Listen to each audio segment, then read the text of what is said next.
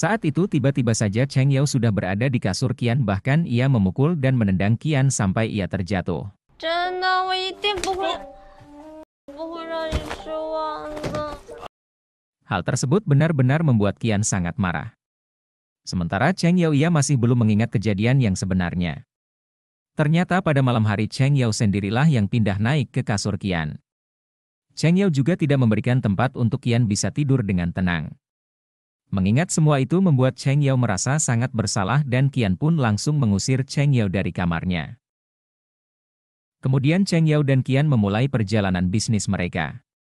Sesampainya di sebuah perusahaan mereka langsung disambut hangat oleh Tuan Tang, klien firma hukum Qian, namun ketika pertama kali bertemu Tuan Tang sudah ingin menggoda Cheng Yao.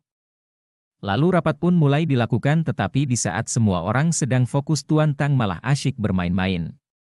Dan di pertengahan rapat tiba-tiba saja Cheng Yao merasa lapar. Mengetahui hal itu membuat Qian meminta Cheng Yao untuk keluar ruangan.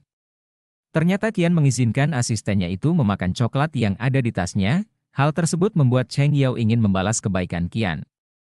Kemudian saat rapat selesai Tuan Tang masih terus saja bersikap tidak sopan pada Cheng Yao. Di tengah perjalanan Qian merasakan sakit perut karena ia belum makan sama sekali. Cheng Yao pun meminta Qian untuk memakan coklat yang ada di tasnya, tapi Qian menolaknya.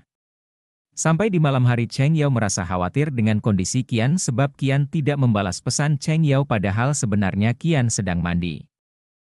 Akhirnya Cheng Yao memutuskan untuk mengantarkan bubur khusus untuk Qian, tetapi Cheng Yao malah tak sengaja melihat dada Qian yang sedikit terbuka. Hal tersebut membuat Qian jadi sangat malu. Cheng Yao juga memaksa untuk masuk ke dalam kamar Qian, bahkan Cheng Yao tanpa sengaja malah menyentuh dada bosnya itu. Hal tersebut membuat Qian langsung salah paham padahal keberadaan Cheng Yao di sana hanya untuk melihat Qian menghabiskan bubur yang ia berikan, namun bubur itu tidak disukai oleh Qian padahal dibuat oleh koki terkenal Hotel Bintang 5.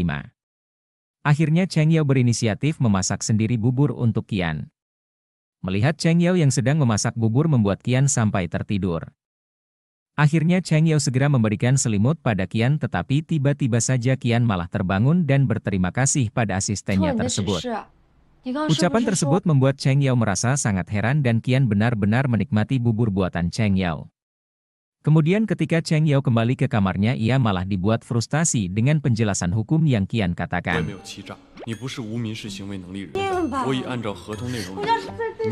Keesokan harinya Cheng Yao, Qian dan Tuan Tang sedang makan bersama. Saat itu Tuan Tang ingin meminum alkohol bersama mereka, tetapi Qian menolak hal itu, bahkan Qian pun melarang Cheng Yao untuk meminumnya padahal sebenarnya Cheng Yao hanya ingin menghormati Tuan Tang karena ia adalah klien penting Qian. Kepedulian Qian pun membuat Cheng Yao terlihat sangat bahagia walaupun setelah makan siang itu selesai Qian tetap memberikan teguran pada Cheng Yao bahwa Cheng Yao tidak harus merasakan hal yang sama seperti saat ia masih bekerja bersama Yao Feng. Qian juga mengingatkan Cheng Yao untuk tidak menemui Tuan Tang sendirian. Di malam hari Cheng Yao mendapatkan pesan dari asisten Tuan Tang untuk memintanya datang ke ruangan konferensi hotel untuk memeriksa ulang beberapa dokumen.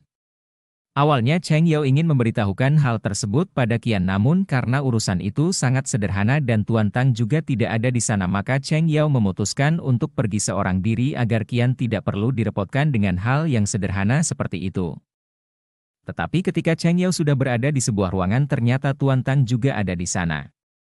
Situasi tersebut benar-benar membuat Cheng Yao merasa curiga dan ada yang tidak beres. Kemudian Tuan Tang berpura-pura minta tolong untuk mencolokkan steker yang ada di bawah meja dengan alasan kelelahan dan tidak bisa membungkuk. Dan saat itulah Tuan Tang mulai menjalankan aksinya dan menggoda Cheng Yao.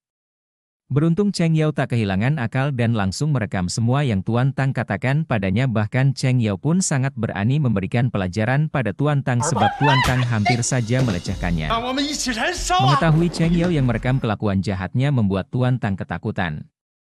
Lalu Cheng Yao bergegas kabur dari ruangan tersebut, tetapi saat Cheng Yao kembali ke kamar, Qian malah ingin bertemu dengan Cheng Yao untuk memberikan beberapa dokumen. Hal tersebut membuat Qian mengetahui apa yang sudah dialami oleh Cheng Yao. Melihat bukti rekaman Cheng Yao membuat Qian sangat marah, namun Cheng Yao berusaha untuk menenangkan Qian karena ia tidak ingin merusak hubungan kerja sama Qian dengan Tuan Tang yang memiliki nominal cukup besar, tetapi Qian tidak memperdulikan hal itu. Qian pun langsung mengajak Cheng Yao untuk menemui Tuan Tang. Sesampainya di ruangan Tuan Tang, Qian langsung memberikan pelajaran yang cukup keras pada kliennya tersebut sampai ia tidak lagi berani untuk menggoda wanita manapun. 辛苦辛苦啊！门锁了，现在没人打扰我。老板， Saking marahnya Qian langsung memutus kerjasama dengan Tuan Tang. Lalu Qian membawa Cheng Yao keluar dari tempat tersebut sembari menggenggam erat tangan Cheng Yao. Hal itu benar-benar membuat Cheng Yao sangat senang dan terpukau pada Qian. Kemudian Qian membawa Cheng Yao ke kamarnya untuk menenangkan diri. Kali ini Qian sangat marah karena Cheng Yao yang ingin menyembunyikan hal seperti itu dari dirinya padahal tindakannya itu adalah sangat berbahaya. Amarah Qian tersebut benar-benar menunjukkan jika ia begitu peduli pada Cheng Yao. 如果他把你手机抢过来，把视频删了，你挡得住吗？过来拍一段不雅视频威胁你，挡得住吗？